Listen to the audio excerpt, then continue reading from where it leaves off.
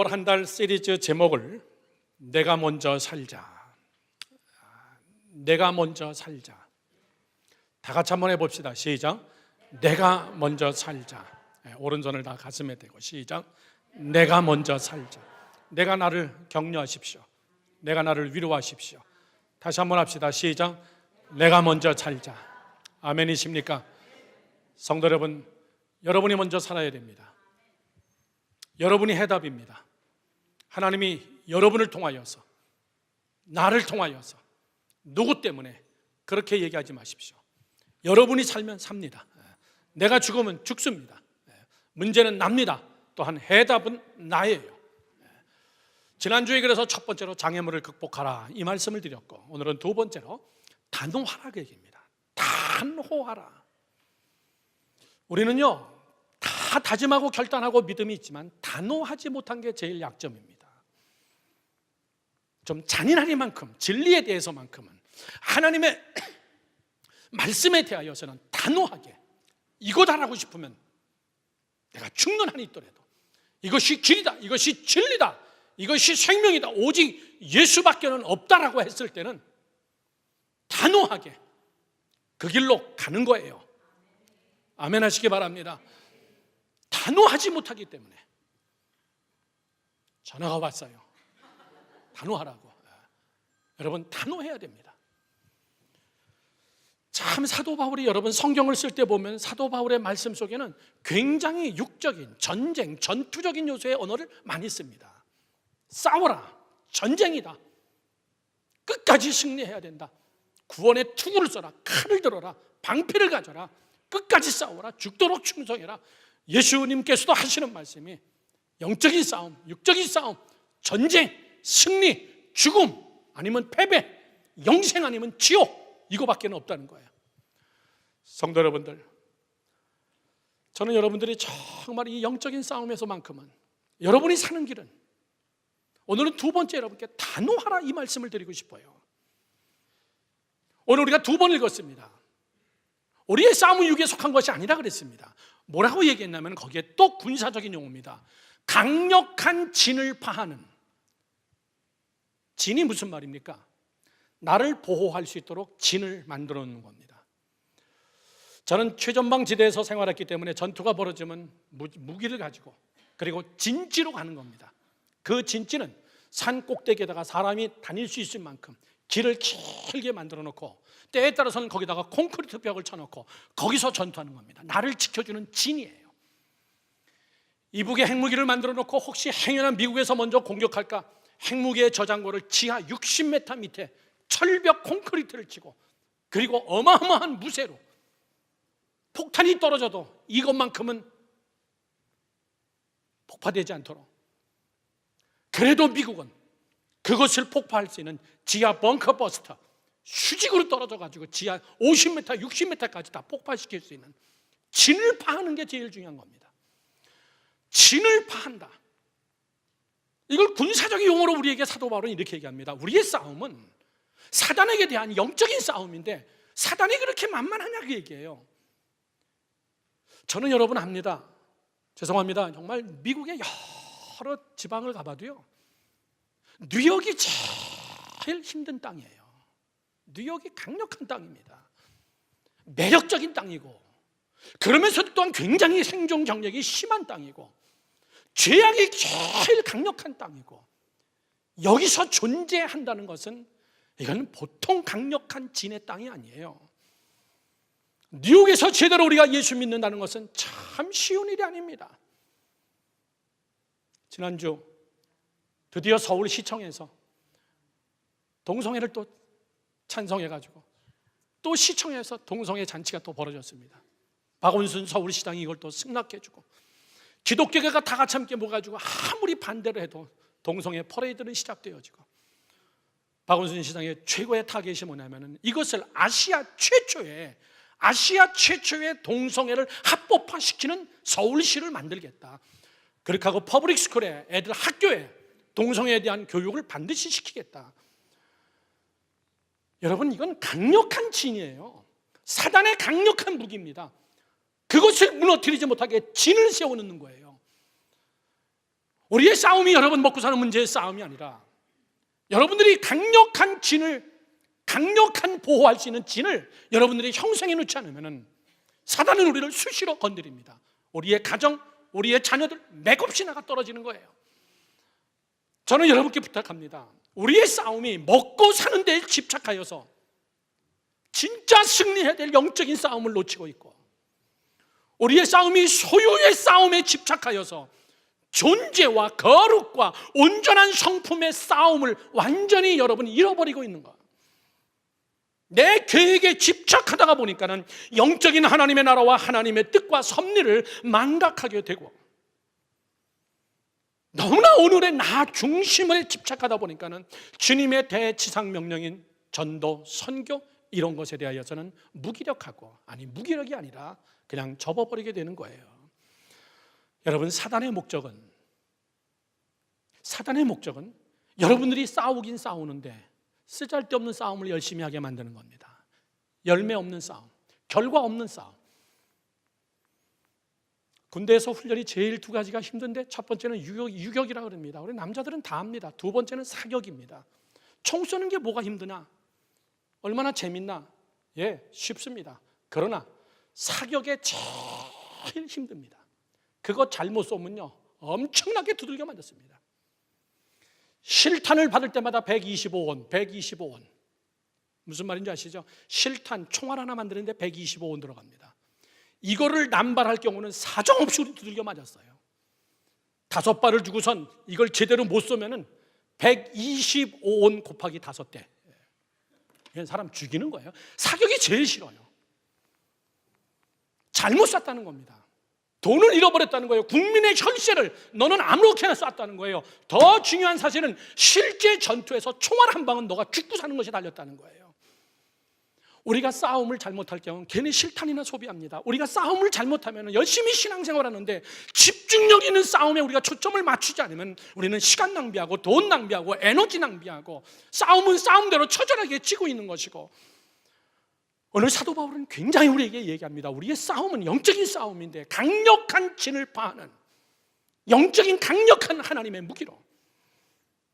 성도 여러분들, 저는 오늘 여러분들에게 고린도 후서의 말씀으로 여러분께 말씀을 증거했지만, 과연 이 싸움에서 정말 멋있게 싸운 한 인물을 여러분에게 소개하고자 합니다. 진짜 애들 말로 짱인 사람이에요. 제가 여러분에게 한번 물어봅시다. 저하고 같이 구약 성경 공부를 하신 분들은 다 배우셨겠지만, 성경에서 성경이 정확하게 이 사람만큼 하나님에게로 마음을 돌이키고 하나님의 말씀대로 산 사람은 없다라고 딱 찍어놓은 성경 구절이 있습니다. 심지어는 이렇게 얘기했습니다. 이 사람 전에도 없고 이 사람 후에도 이 사람만큼 하나님의 말씀을 전폭적으로 신뢰하고 의뢰하여 자기의 라이프와 자기의 생을 하나님 앞에 전폭적으로 하나님을 향하여 가지고 간 자가 없다. 이렇게 딱 이야기한 이 사람이 누굽니까? 왕입니다. 다윗에겐 그런 말 없어요. 여러분 성경책이 저하고 다릅니다. 누굽니까? 솔로몬은 다른 얘기했죠. 내가 너만큼, 너 전에나 후에나 너만큼 축복받는 사람이 없을 거다라고 얘기했습니다.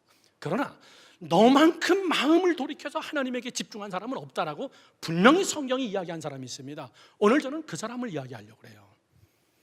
누구예요? 요시아입니다. 요시아라는 왕이에요.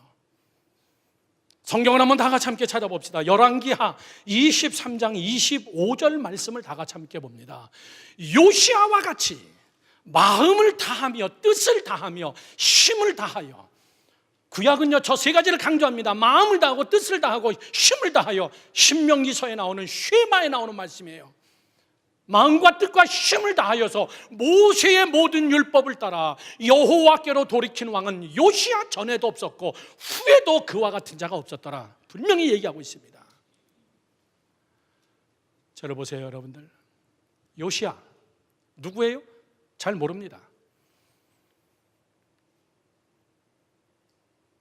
이 요시아 얼마나 신앙생활을 잘하고 얼마나 하나님 앞에 헌신되고 얼마나 하나님의 말씀대로 살았기에 성경은 요시야를 향하여서 너만한 왕이 없었다, 너만한 왕이 후대에도 없다, 너 정말 하나님 앞에 빼어난 충성스러운 자다. 요시야가 어떤 사람입니까? 요시야가 참 마음이 단호한 자예요. 오늘 설교에 아주 적중하는 샘플의 인물입니다. 단호하다. 단호한 게 뭡니까? 협상하는 것이 없다 그 얘기예요. 한번 마음 먹었으면 반드시 이루어낸다 그 얘기입니다. 단호한 요시야. 저는 요시야에 대해서 두 가지로 여러분께 말씀을 드리려고 합니다. 오늘 여러분 요시야의 마음을 가져야 여러분이 삽니다. 요시야의 마음을 가져야 여러분의 가정이 삽니다. 믿으시면 아멘 하십시오. 요시야의 마음을 가져야 이 험한 뉴욕 땅에 견고한 사단의 진과 같은 이 땅에서 우리가 여러분 살아남을 수 있습니다. 요시야가 어떤 인물인가? 두 가지로 얘기합니다. 첫 번째입니다. 요시야는 환경이라는 진을 무너뜨린 자입니다. 환경이라는 진을 무너뜨려라 그 얘기예요. 환경. 요시야에 대해서 열왕기상, 열왕기하에 길게 써 있지만 다 읽을 시간이 없어서 제가 아주 간추려서 이야기합니다. 요시야는요, 아픔, 상처, 충격적인 일, 세상이 거꾸로 뒤집어지는 일들을 어렸을 때부터 너무나 많이 당한 애입니다. 애. 자기 가문에 흐르는 사단의 저주, 자기 가문에 흐르는 자기 아버지, 자기 할아버지 때부터 숭배했던 우상숭배, 심지어는 하나님의 성전에 있는 성구들을 다 끄집어내버리고 거기다가 아세라 목상을 집어넣고 거기서 우상숭배하며 거기다가 불을 지피고 자기 할아버지는 자기 아들을 불 속에다가 집어넣어서 던져서 인사제사를 드릴 정도로 무식한 자기 할아버지였습니다. 그런 데서 자라난 애예요. 그런 데서 자라난 애. 얼마나 마음에 상처가 많았겠습니까? 얼마나 마음에 여러분 아픔이 많았겠어요. 요시야가 왕이 된 것은 성경에 보니까 8살에 왕이 됐다고 그랬습니다. 자, 대략적으로 여러분 보십시오. 요시야를 이해하기 위해서입니다. 아버지 므낫세입니다. 아버지 므낫세. 할아버지 므낫세예요. 이 할아버지는 성경에서 뭐라고 써 있냐면은 구약 성경에서 이 정도로 악한 왕은 없었다. 딱 그렇게 그냥 결론 지어버립니다. 근데 이 정도로 악한 인간은 내가 처음 본다. 하나님께서. 이게 요시야의 할아버지예요. 어느 정도로 약했냐? 별 희한한 인사제사를 하나님 앞에 드리고, 여러분 선지자들을 학대하고 선지자들을 여러분 박해하고, 선지자 특히 구전에 의하면은 이사야가 므낫세에 의해 가지고 살아있는 채로 톱으로 썰어 가지고 죽인 자입니다. 입 바른 소리 한다고, 우상 숭배하지 말라고. 저도 입 바른 소리 하는 거 조심하려고 그래요. 큰일 날 것 같아요.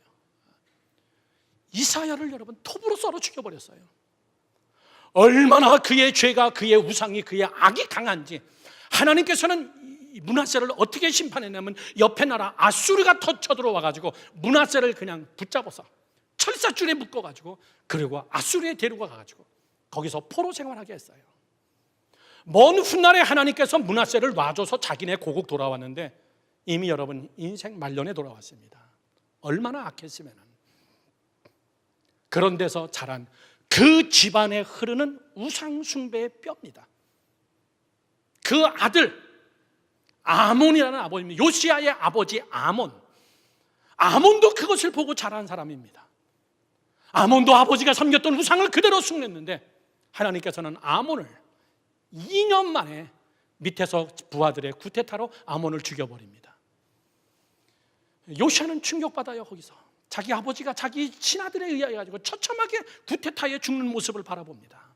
그런데 하나님이 숨기는 더 충성스러운 신하들에 의해서 구테타가 진압되어지고 그리고 죽은 아몬을 대신해 가지고 왕 자리에 앉은 사람이 요시야입니다.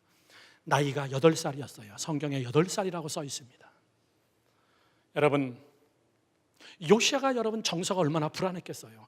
요시야가 얼마나 여러분 무서웠겠습니까? 또 구테타가 일어나지 말라는 법이 어딨나? 내가 잠자다가 혹시 죽는 거 아닌가? 내가 음식을 먹다가 혹시 내가 자는 건 아닌가? 얼마나 불안했겠어요. 환경이라는 진이에요. 환경 그 자체가 그냥 사단으로 꽉 차 있는 데서 왕이 됐습니다. 나를 박해하는 자들, 나를 죽이려 하는 자들, 우리 할아버지 때부터 섬겼던 우상숭배들, 이미 유월절과 절기와 이미 예배와 모든 제사는 다 없어져 버리고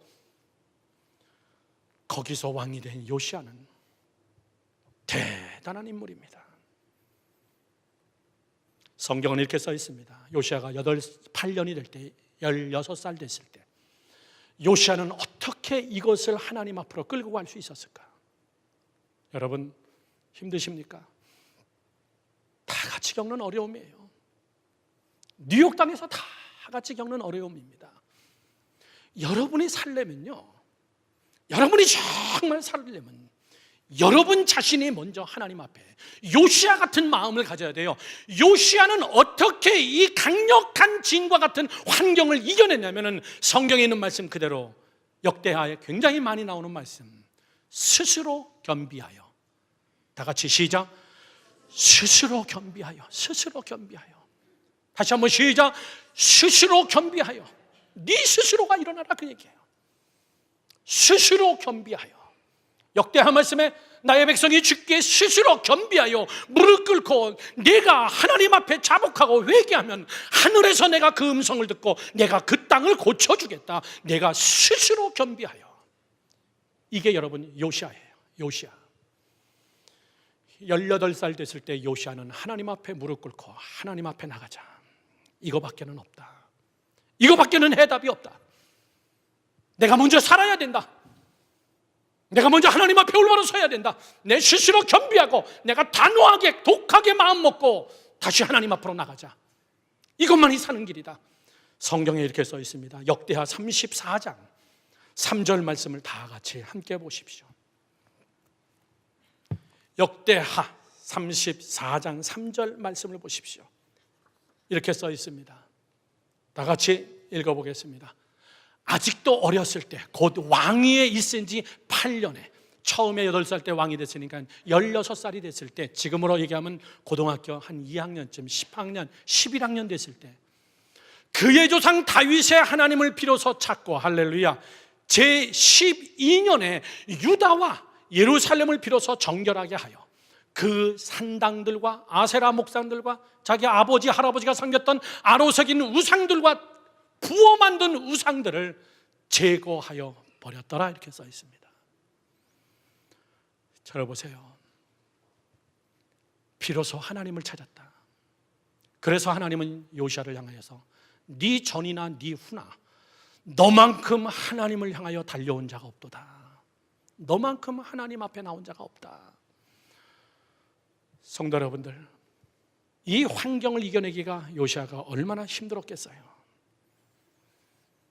요시야가 얼마나 여러분 떨렸겠습니까? 하나님, 살아남는 길은 내가 하나님 앞에 겸비하는 것밖에 없습니다. 저는 오늘 여러분들에게 그런 마음이 있기를 주님의 이름으로 축원합니다. 겸비하세요. 겸손하게. 하나님밖에 없습니다.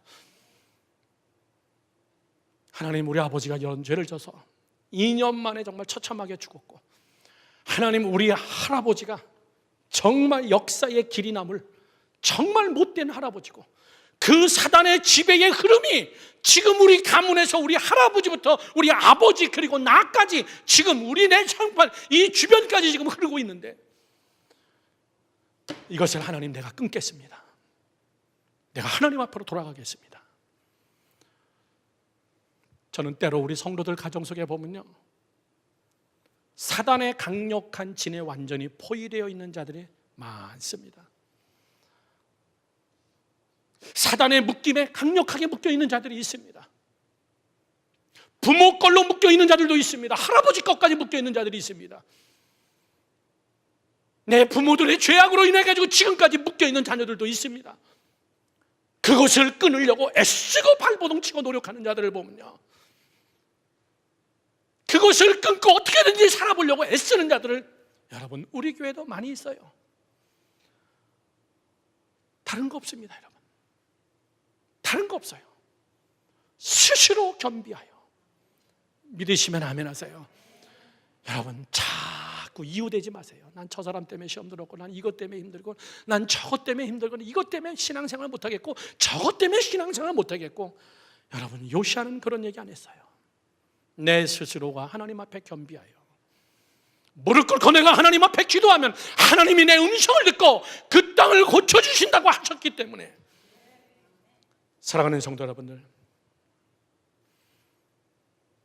환경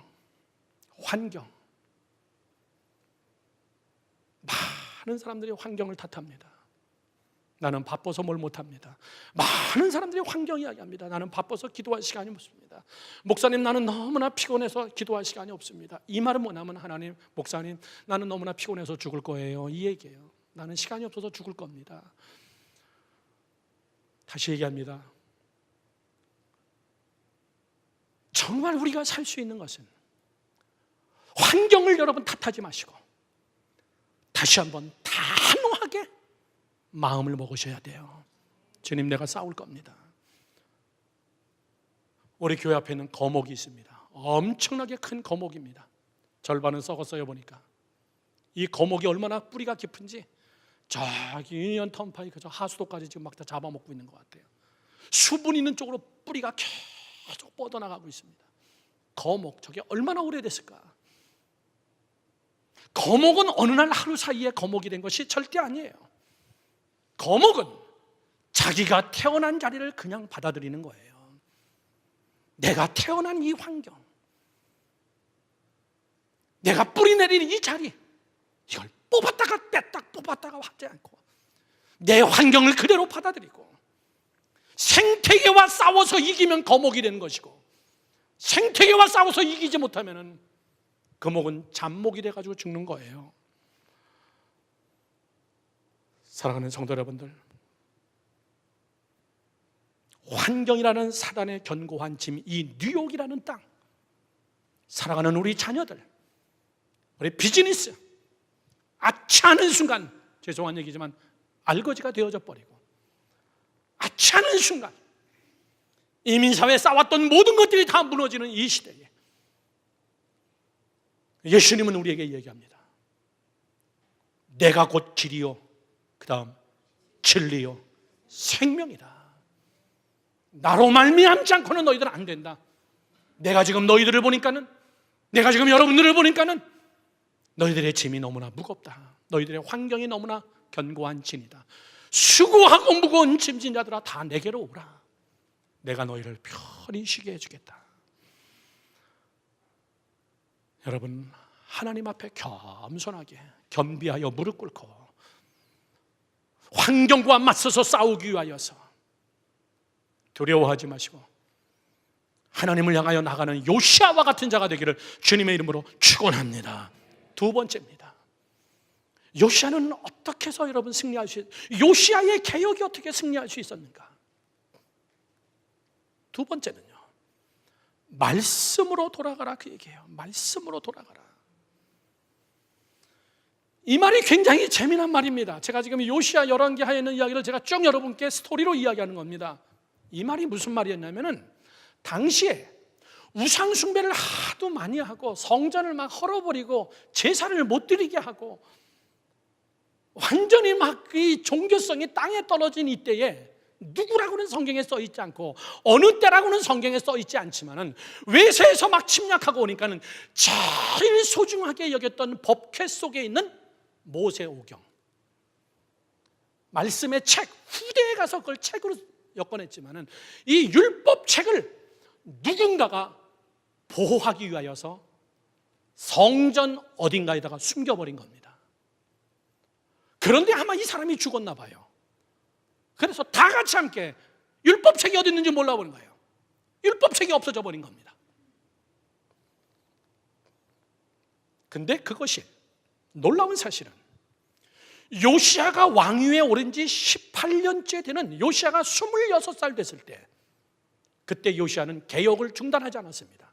꾸준하게 우상단지를 다 불태워버리고 다시 유월절을 지키기 시작하고 번제를 다시 드리기 시작하고 하나님을 예배하는 레위지파를 통하여서 다시 성전이 성전다워지고 하나님의 백성들이 회개하게 하고, 그리고선 요시아는 두 번째 무슨 일을 했냐면 성전 리노베이션을 시작했어요. 성전 리노베이션. 난장판입니다. 성전이. 솔로몬이 지어놨던 성전이 엉망이에요. 그래서 요시아는 성전 리노베이션을 다 시작했는데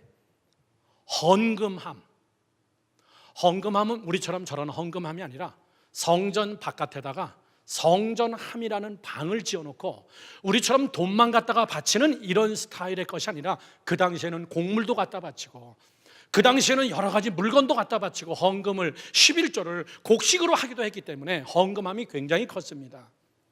그런데 헌금함을 사람들이 자꾸 부셔버리고 거기 있는 물건들을 훔쳐가고 아주 엉망이 되니까 헌금함을 다시 공사하기 위해서 헌금함 밑에를 땅을 팠는데 거기서 모세의 책이 나타난 거예요. 거기서 모세의 책이.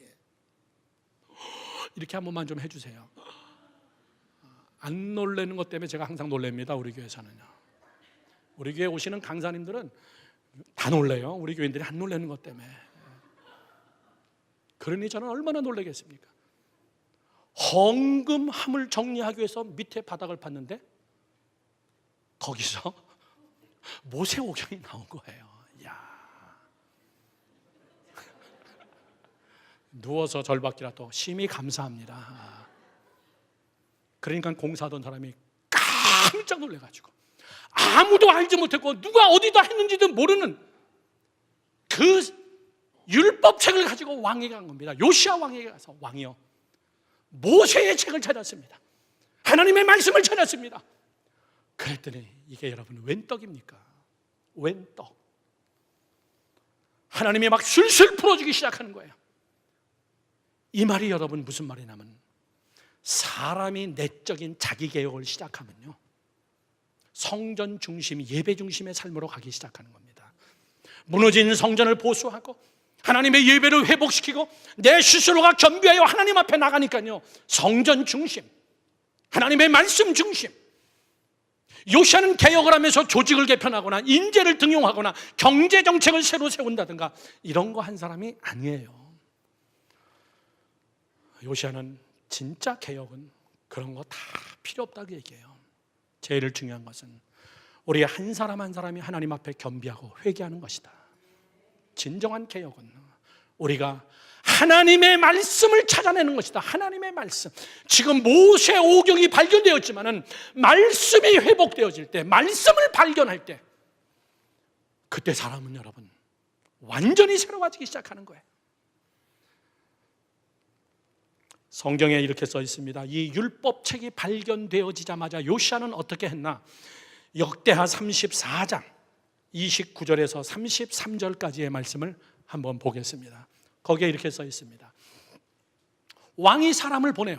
성경책이 발견되어지니까 유다 지파와 예루살렘의 모든 장로들을 불러, 먼저 리더자들을 불러 모으고 여호와의 전에 올라가매, 먼저 장로들과 같이 함께 성전에 여호와의 전에 올라가니까 유다 모든 사람과 예루살렘 주민과 제사장들과 레위 사람들과 모든 백성이 남녀노소를 막론하고 다 함께 한지라. 어디에? 성전 밖에 광장에 꽉 찬 겁니다. 왕이 여호와의 전 안에서 발견한 언약책의 모든 말씀을 읽어 무리의 귀에 들려주고 왕이 자기 처소에 서서 여호와 앞에 언약을 세우되 마음을 다하고 목숨을 다하고 여호와를 순종하고 그의 계명과 법도와 율례를 지켜 이 책에 기록된 언약의 말씀을 이루자. 우리가 이렇게 이루자, 이렇게 이루리라 하고 예루살렘과 베냐민에 있는 자들이 다 여기에 참여하게 하며 예루살렘 주민이 하나님 곧 그의 조상들의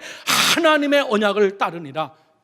마지막 33절에 이와 같이 요시아가 이스라엘 자손에게 속한 모든 땅에서 가증한 것을 다 제하여 버리고 이스라엘의 모든 사람으로 그들의 하나님 여호와를 섬기게 하였으므로 요시아가 사는 날에 백성이 그들의 조상의 하나님 여호와께 복종하고 떠나지 아니하였더라.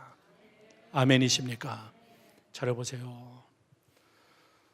쉽게 얘기합시다. 모세의 성경책이 딱 발견되어지니까요 모세의 책, 시내산에서 받은 그 계명을 기록해놓은 모세의 두루마기 책을 발견한 그 순간 요시아가 얼마나 위대합니까? 나이 26살밖에 안 됐는데 그때 이 성경책을 가지고 백성들을 다 모으고 성소에 들어가서 이 성경책을 올려놓고 백성들 앞에서 다 같이 함께 서약을 한 겁니다. 우리가 다 하나님의 말씀으로 다시 들어가자. 우리가 다 하나님의 말씀을 다시 순종하자. 우리가 다 하나님의 말씀 앞에 다시 우리가 언약을 세우자. 믿으시면 아멘. 믿으시면 아멘. 다시 하나님의 말씀으로 돌아가자. 그게 여러분 내가 사는 길입니다. 그게 단호해야 돼요. 그게 단호해야 돼요. 작심삼일, 이게 우리를 죽이는 거예요. 어제 믿음 다르고 오늘 믿음 다르고, 오늘 천국 생활하고 내일 지옥 생활하고, 오늘 성령 충만하고 내일 악에게 충만하고, 오늘 하늘나라 갔다 내일 지옥같이 살고, 얼마나 어지러우시겠어. 이게 얼마나 어지러워요, 인생이.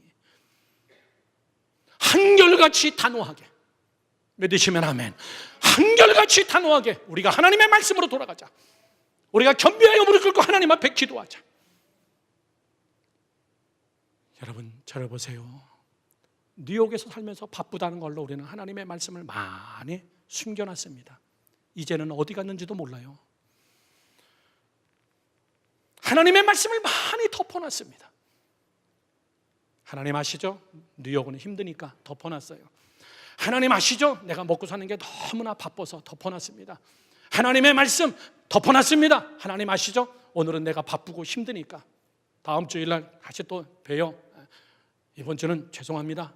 또 말씀을 덮어놨어요. 하나님 어쩔 수 없네요. 또 말씀 덮어놓고. 여러분이 살려면은 여러분을 덮어놔야지 말씀을 덮어놓으면 안 됩니다. 말씀이 살고 내가 덮여야 돼요. 내가 말씀을 덮고 내가 행하고 싶은 대로 하는 것이 아니라 말씀이 우선이고 내가 거기에 덮여야 됩니다. 말씀이 먼저 살아있는 여러분 되기를 축원합니다.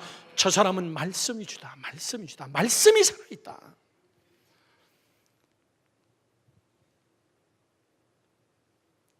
저는 여러분께 부탁합니다. 틀린 것보다 더 무서운 것은 비슷한 겁니다. 아십니까? 틀린 것보다 무서운 것은요, 비슷한 거예요. 안 믿는 사람보다 더 무서운 사람은 교회 안에 있는 이단들입니다. 더 사악하다라고 얘기했어요. 틀린 것보다 더 무서운 비슷한 것은, 왜 비슷함이 무엇이냐면, 틀린 것은 무식한 사람들을 죽이지만 비슷한 것은 유무식을 상관없이 다 죽여버리기 때문에 그렇습니다. 비슷한 것은 무식한 대로 죽이고, 비슷한 것은 헷갈리는 연약한 자들까지도 다 죽여버릴 수가 있기 때문에, 그래서 요한계시록에서는 이렇게 얘기합니다. 너희들이 차지도 아니하고 덥지도 아니한 단호하지 못한 자기 칼날을 띠지 못함을 내가 비유상하여 내 입에서 토해버리노라. 지금 이 마지막 시대는요, 여러분, 이 마지막 시대는 정말 저는 여러분께 정말 간곡히 외칩니다. 독하게 예수 믿는 것밖에 없습니다. 독하게 살아야 돼요. 아멘 하십시오. 어리석게, 여러분 어리숭하게 예수 믿는 거, 그건 이미 패배한 거예요. 그건 이미 사단의 진 속에 들어간 겁니다. 저는 목요일마다 제 설교가 방송으로 나가서 저하고 우리 집사람하고 이렇게 모니터링을 하면서 이렇게 제 설교를 들으면요, 제 설교가 왜 이렇게 사나워? 왜 이렇게 막 내가 보기도 싫어? 왜 저렇게 빡빡대고 그래? 그래서 마음을 또 굳게 먹고 우리 집사람이 옆에서 또 막 뭐라 그래요 좀. 네, 점잖하게 하자. 할렐루야. 하나님께서 오늘 여러분들을 새롭게 이렇게 하고 싶은데, 올라오면요 가슴이 뜨거워지고 막 안타깝고 또 빡빡 소리 지르게 돼요. 왜? 여러분들은 제 양입니다. 이제는 사단의 권세가 이 안에서도 우리를 삼키려고 하고 있는데, 이 자리에 앉아있는 것을 우리가 만족할 수가 없고, 해이해진 우리의 마음, 무기력해지고 풀어진 우리의 마음, 경건의 모양은 있으나 경건이 없는 우리의 마음을 요시아같이 다시 한번 우리는 하나님 다시 한번 마음을 묶어서 단호한 여러분 되기를 주님의 이름으로 축원합니다. 축원합니다. 결론을 맺습니다. 결론입니다. 결론은 본질로 돌아가라, 그 얘기입니다.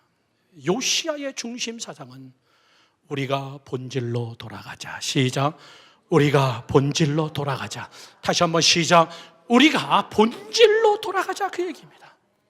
다시 하나님의 본질로 우리가 돌아가자. 매일같이 겸비하고 무릎 꿇고 하나님 앞에 나가고, 매일같이 하나님의 말씀을 우리가 덮지 말고 읽는 것과 듣는 것과 행하는 것과 가르침에 창념하여서 하나님의 말씀에 우리가 창념하자. 다시 하나님의 말씀으로 돌아가자. 요즘에요, 성경을 다 핸드폰에다 넣었어. 핸드폰에다 놓고 매일같이 어디서든지 성경을 읽기 위해서, 아무 데서든지 성경을 읽기 위해서. 이건 두꺼우니까 들고 다니기 힘들고, 아무 데서 키고선 성경책 보기 위해서 앱에다가 넣었을까요? 들고 다니기 귀찮아서 그런 거예요. 키기만 하면은 카톡 체크하고, 키기만 하면은 여러분 메일 체크하고, 여러분 키기만 하면 성경을 킵니까? 솔직하게 얘기해 보세요, 여러분들. 하나님의 말씀이 땅에 너무나 많이 묻혔어요. 유대인들을 여러분 우리가 우습게 볼 수 없는 것은, 옆에 교회 유대 회당 한번 가보세요. 우리랑 비슷한 6시가 되면요, 만 18세 이상 남자애들은요 다 머리에다 접시 뒤집어 쓰고 다 그리고 모세오경을 가지고 가요. 애누리 없습니다. 18세 이상의 남자들은 무조건 다 가는 거예요. 가서 뭐 하나고 봤더니요, 성경 읽는 겁니다. 고개는 왜 끄떡대는지 난 모르겠어. 1시간을 성경을 읽고 옵니다. 그뿐입니까? 예배가 마치고 나면 다시 또 회당으로 가는 거예요. 다시 또 회당으로.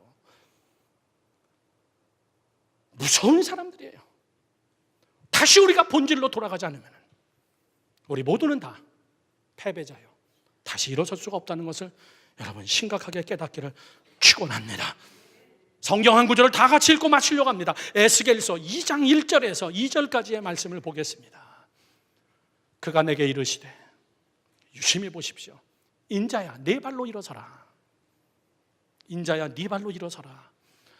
내가 네게 말하리라 하시며, 그가 내게 말씀하실 때에 그 영이 내게 임하사 나를 일으켜 내 발로 세우시기로 내가 그 말씀하는 자의 소리를 들으니, 이렇게 써 있습니다. 보세요, 여러분들. 하나님께서 에스겔에게 나타나서, 에스겔아 네 발로 일어서라, 그 얘기입니다. 하나님 내 남편 때문에 그렇습니다. 하나님 내 아내 때문에 그렇습니다. 그런 얘기 하나님 안 듣는다, 그 얘기예요. 네 발로 일어서라. 너 환경을 이야기하는 거 아니다, 그 얘기입니다. 에스겔에게 네 발로 일어서라. 그랬더니 2절 말씀에 뭐라고 써 있습니까?